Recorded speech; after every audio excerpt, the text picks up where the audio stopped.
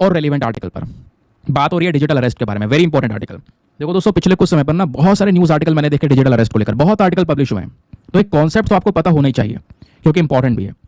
Recently digital arrest के बहुत सारे केसेस निकल कर आए, जिसके बाद केंद्र सरकार ने माइक्रोसॉफ्ट के साथ में कोलैबोरेट करके 1000 स्काइप की जो आईडीज हैं उनको ब्लॉक करवाया है। क्यों? स्काइप की आईडी पर जो फ्रॉडस्टर हैं, स्कैमस्टर हैं, जो स्कैम कर रहे हैं, फ्रॉड कर रहे हैं, वो लोगों को डिजिटली अरेस्ट कर रहे हैं। कहोगे डिजिटली अरेस्ट? हाँ, कैसे? देखो मैं आपको ये बताता हूँ। डिजिटल अरेस्ट एक नया मेथड है, एक नया टेक्टिक है जो कि साइबर क्रिमिनल्स अपना रहे हैं, जो फ्रॉडस्टर हैं वो अपना रहे हैं और किसी पीड़ित को यहां पर अपना एक बहुत बड़ा शिकार बना ले रहे हैं, उनसे बहुत सारा पैसा ऐंठने की कोशिश कर रहे हैं। अब ये है क्या, पूरा प्रोसेस कैसे काम करता है मैं आपको बताता हूं। इस पूरे साइबर क्राइम मेथड के अंदर में जो मेन चीज है वो है फ्रॉडस्टर, एक धोखेबाज।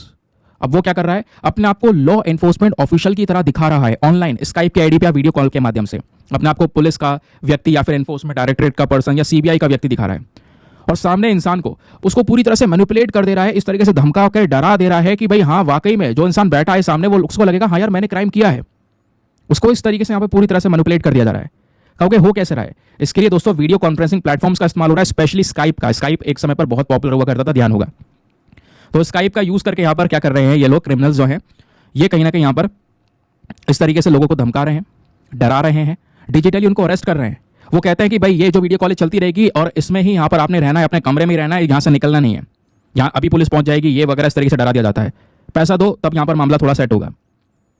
तो इस तरीके से पैसा ऐंठा जा रहा है विक्टिम से।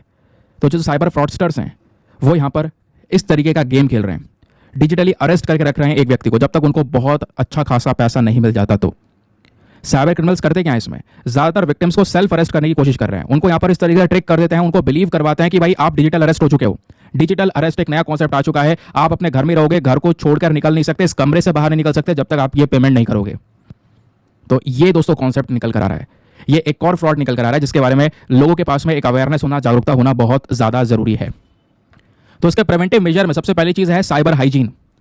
इसको यहां पर किया जा रहा है रेगुलरली बाय अपडेटिंग पासवर्ड्स। देखो होता क्या है, आपने ना बहुत सारी इन्फॉर्मेशन, बहुत से लोग ऐसे होते हैं नॉर्मली बड़ी बड़ी इन्फॉर्मेशन भी ऑनलाइन छोड़ देते हैं, जो आज के ज़माने के हिसाब से सही नहीं है। जिस तरीके से डिजिटाइजेशन बढ़ा है, बड़े बड़े स्कैम्स हो रहे हैं, फ्रॉड्स हो रहे हैं, इस तरीके से ढेर सारी अपनी इन्फॉर्मेशन शेयर करना बिल्कुल भी सही नहीं है। आपको हमेशा अपना सॉफ्टवेयर अपडेट रखना है, पासवर्ड्स को अपडेट करना है ना, 2 फैक्टर ऑथेंटिफिकेशन को रखना है ताकि आप किसी के एक्सेस में ना हो। नहीं तो फिर क्या होता है, कई बार केसेस में अगर आप देखोगे कि बहुत सारे लोग होते हैं ना, उनके ऊपर फिशिंग अटैक हो जाता है। कहने का मतलब है उनको एक गलत लिंक मिला हुआ है ना, उस लिंक पर वो क्लिक कर देते हैं या कुछ इधर उधर से अटैचमेंट्स को डाउनलोड कर लेते हैं जो अननोन सोर्सेस हैं और वहीं से वो फिर फंस जाते हैं, है ना। लिंक क्लिक करके सीधा यहाँ पर क्या हो रहा है कि जो फ्रॉडस्टर है उसको यहाँ पर एक्सेस मिल चुका है आपके फोन का। तो ऐसी प्रॉब्लम्स भी यहाँ पर आ रही है। तो कोई भी चीज शेयर करने से पहले या लिंक को क्लियर करने से पहले अच्छे से हर एक चीज को पढ़ना बहुत ज्यादा जरूरी है। एक बार ऐसा हो गया था, मैं आपको बताता हूं। एक ऐसी ईमेल आईडी थी, ऐसा लग रहा था यूट्यूब का बिल्कुल ऑफिशियल नोटिफिकेशन है, बिल्कुल ऑफिशियल, और वो यहाँ पर एक लिंक देते हैं कि इस लिंक पे क्लिक करो, इस अटैचमेंट को डाउनलोड करो, अदरवाइज चैनल डिलीट हो जाएगा। अब दोस्तों यहाँ पर उस बिल्कुल ऑफिशियल लग रहा था, लेकिन बिल्कुल लास्ट में ना @ करके यूट्यूब का कुछ एक उनका पर्सनल डेटा निकल कर आता है, वो चीज़ उसमें प्रेजेंट नहीं थी। अब मैं भी यार घूम गया एक बार, कई लोगों ने ऐसा कर दिया, वो लिंक पे क्लिक किया जिसके बाद चैनल हैक हो गया। अब वो चीज़ थी, मैंने यार ध्यान से पढ़ा और नीचे एक जो वो यूट्यूब बेचता है ना, कुछ एक अपना लोगो वगैरह बनाकर बेचता है, वो चीज़ उसमें प्रेजेंट नहीं थी। तो यार मुझे थोड़ा सा शक तो हुआ, लेकिन मैंने जो है उसके बाद उसको ओपन नहीं किया। फिर मैंने बातचीत की यूट्यूब वालों से, बातचीत करने के बाद यहाँ पर पता चला कि यार हमने कुछ ऐसा भेजा ही नहीं है, हो सकता है वो कुछ ऐसा गलत हो गया हो। तो उस समय और बचे, नहीं तो फिर अपने साथ भी कुछ भी हो सकता था। तो थोड़ा ध्यान रखना है इस चीज़ के बारे में, क्या चल रहा है क्या नहीं चल रहा है, पहले अच्छे से पढ़ लेना है हर एक चीज़ को पूरा यार ऊपर से। लेकिन आजकल होता है क्या, सीधा एग्री एग्री एग्री एग्री, भाई उसे पढ़ लो क्या है क्या नहीं उसके अंदर में, है ना। फिर उसके बाद में बात है सिक्योर डिवाइसेस के बारे में।